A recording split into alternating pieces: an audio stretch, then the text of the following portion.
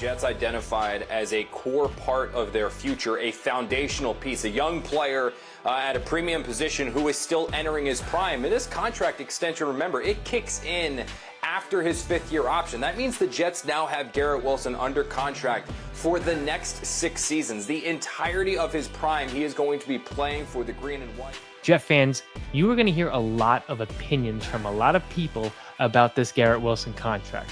How it's good for him, how it's good for the team, and how it's good for the future of the organization.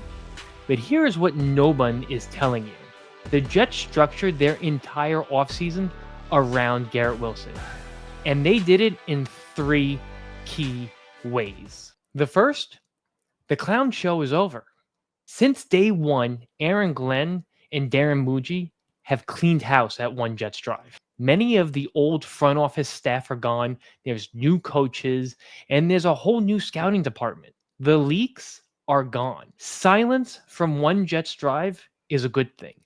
What player would want to play for a team that is always on the back pages for the wrong reasons? Number 2 was the removal of Aaron Rodgers. I think a lot of the decision to move on from Rodgers had to do with Garrett.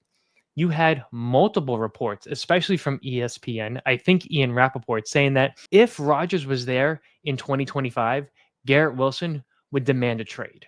Is Garrett Wilson, their star receiver, still in their future, or potentially could he end up asking for a trade? Here's why I mentioned that. Garrett Wilson made some news this week expressing frustration about his role in the offense. Of course, he has not clicked, despite a ton of targets, has not clicked with Aaron Rodgers. There was a well-publicized spat with Rodgers in training camp. There was the trade for Davante Adams, which he was for, but basically took him from a number 1 receiver to a number 2 receiver. There's been plenty of times he has been open, wondering why has Rodgers not gotten him the ball. If Aaron Rodgers is back with the Jets, it is a real question. Will Garrett Wilson be back as well? Look, Garrett Wilson is coming into his prime.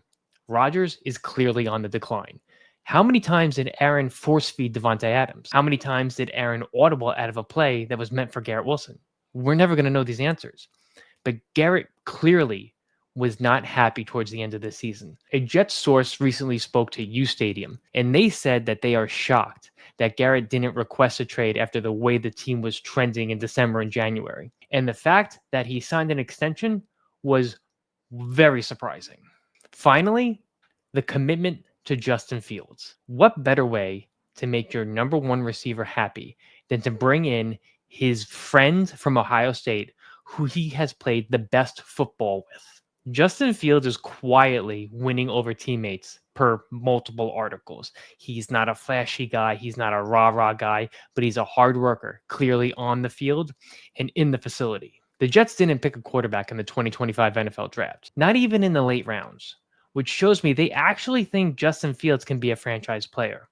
And if it doesn't work out this year, you'll have a high draft pick in 2026 to bring in a young, talented quarterback. But it also shows something to Garrett Wilson, and that is that the team is committed to a young core.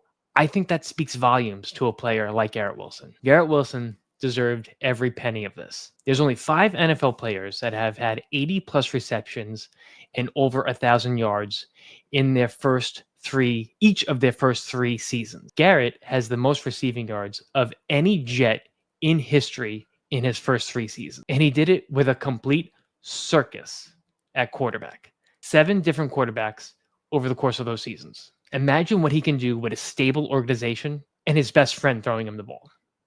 Let me know what you think.